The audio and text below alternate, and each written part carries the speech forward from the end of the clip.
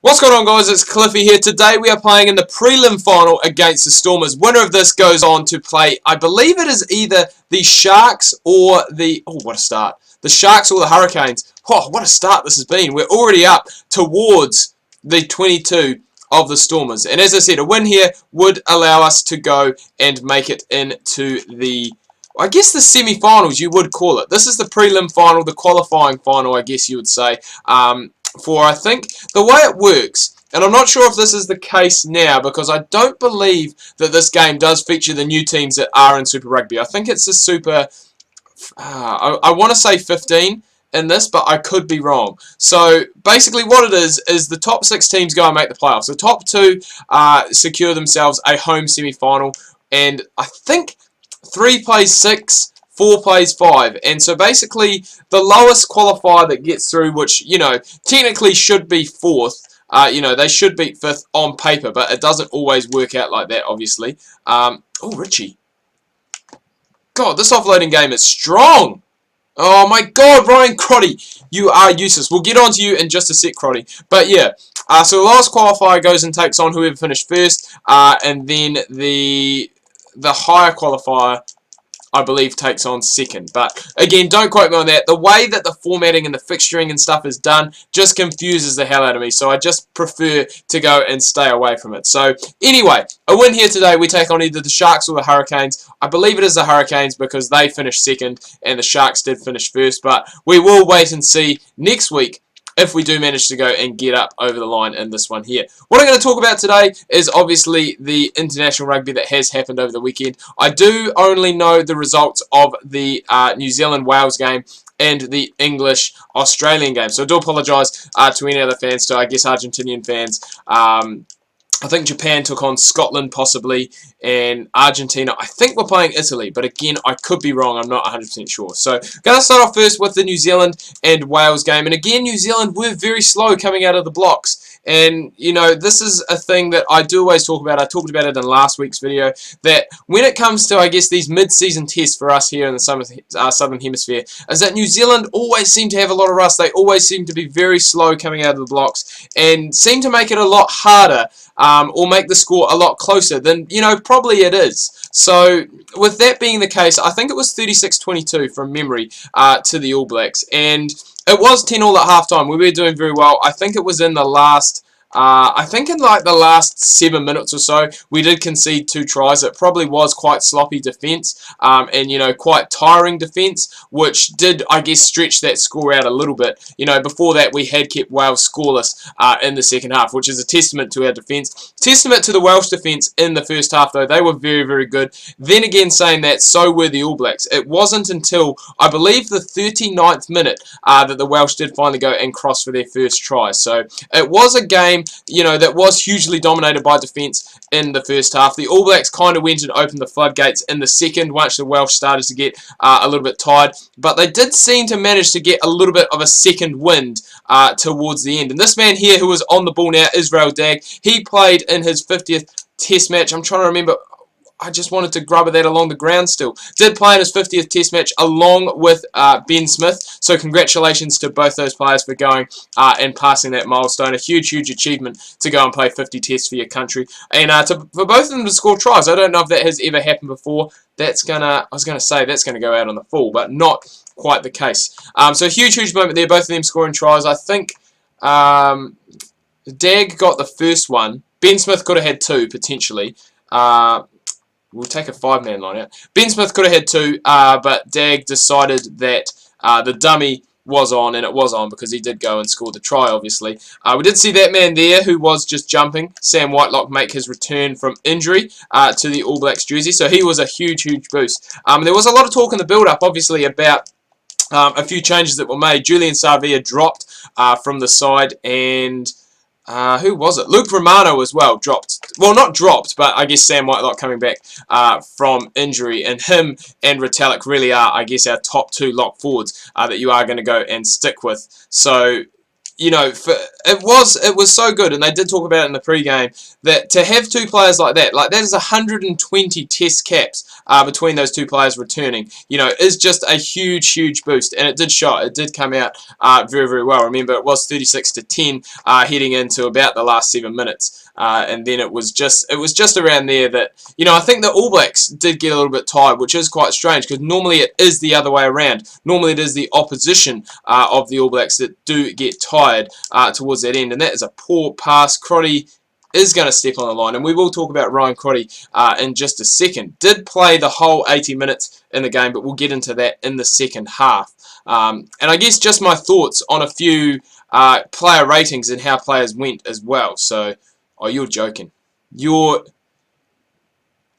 bloody South Africans. You're as bad as the English, taking drop goals. I know it is knockout rugby, and I know it is playoff rugby, but a drop goal? Really? Really? Alright, so we've got our work cut out for us here in the second half. Currently 3-0 down, so it's only a try. We only do need a try to go and get ourselves back in. So Sam Whitelock, I think he had a pretty good game coming back from injury. The man I was going to talk about, Ryan Crotty. I'm still not entirely convinced about Ryan Crotty's presence in the All Black midfield. And I just don't know what it is. He almost scored a try on full time, but did happen to go into touch. So that was disallowed on, I think it was just after the full time siren went to go, and I guess spread the game out a little bit more. But I'm just not completely sure about his presence in the All Black side as a starting number 12. Obviously, he does have the experience compared to the likes of someone like Malakai Fekitoa or, you know, someone like Charlie Ngatai, who I have talked about before, and I believe that he should be in the All Blacks. All Black, I think he's the All Black Māori captain, or was the All Black Māori captain last season. And I think Fekitoa at 12, and I think Charlie Ngatai at 13 would be a better combination. I'm not sure the guy who's in at the moment from the Chiefs. I'm trying to remember his name. It's a big long name. Temiavalo or something similar to that. Again, not too sure why he's in there. He has had a fairly good Super Rugby campaign to date so far, but again, I would prefer someone like Charlie Ngatai. I think he is a long-term prospect for this All Black side if they are looking, you know, to build, I guess, towards the 2019 World Cup. I would really love to see, you know, a Fekitoa and a Charlie Ngatai combination in midfield, but at the end of the day, I'm not a selector, so it is very hard for me to go and make that call. Release that ball, Stormers. Release it. Okay, come on, boys. We got numbers. Yes, big Sam Whitelock. The big dive, and that's why you do not take drop goals in this game, Stormers, because we will come back. We will haunt you. Fear the beard. Sam Whitelock getting the try. Look at that beard. Beautiful. Absolutely beautiful, just like his beard in real life. And here comes DC, obviously not a part of the All Blacks anymore, but we are looking to go and bring another Super Rugby title to him at the Crusaders. And he just doesn't miss those. He's a bit like Dan Biggar. Dan Biggar was very good. I think, again, perfect from the kicking tee. So, yeah, I'm pretty sure he was perfect. I think they missed the last conversion. But it did start to pick up. The wind did definitely start to pick up in that second half towards the end. And I'm just trying to think really who else had a real standout game for me. I think Aaron Smith had a much better game than he did the week before. Israel Dagg, obviously, very good game. Ben Smith, obviously, a very good game. Oh, I was supposed to kick that. Okay, kick's triangle. I've got to remember that for next time. And I think someone who did have a very good game coming off the bench was Ardie Savea. And I think he is going to be a very good impact player for us heading in, you know, to the next World Cup. I think he's a guy probably not going to start ahead of Sam Cane. I think Sam Cane is probably our premier number 7 going around now that Richie McCaw has retired. But I think Ardie Savea coming in off the bench, you know, that last 20-25 minutes, he is very explosive. And we saw his speed last night when he did cross for his debut try for the All Blacks. So, very looking forward to seeing how he goes throughout. And I just want to say quickly as well, thoughts go out to Aaron Cruden, obviously, who was he was sent to hospital last night just for, pick that up, Naholo. Oh, good boy. He was sent to hospital just for precautionary scans, so hopefully he does have a speedy recovery and we do see him back in the black jersey before too long. And it is going to be very interesting to see what happens now, because a lot of people are saying, you know, possibly Damian McKenzie may come in. He may possibly start at number 10. And they keep Barrett on the bench, which is somewhere that I think Beauden Barrett is very good. I think he's one of those guys, like Artie Savea, who is very good towards the end of the game. He is a closer. Oh, Big Owen Franks played his 80th Test match last night, almost gets up for a try there. And I'm not too sure why the Stormers have kicked in that situation. Go out, go out, go out. Thank you. I was going to say, I'm not too sure. They did have the numbers. They could have gone and run it, but not the case. This is tense. Oh, no. Don't give that to the Stormers. Damn it.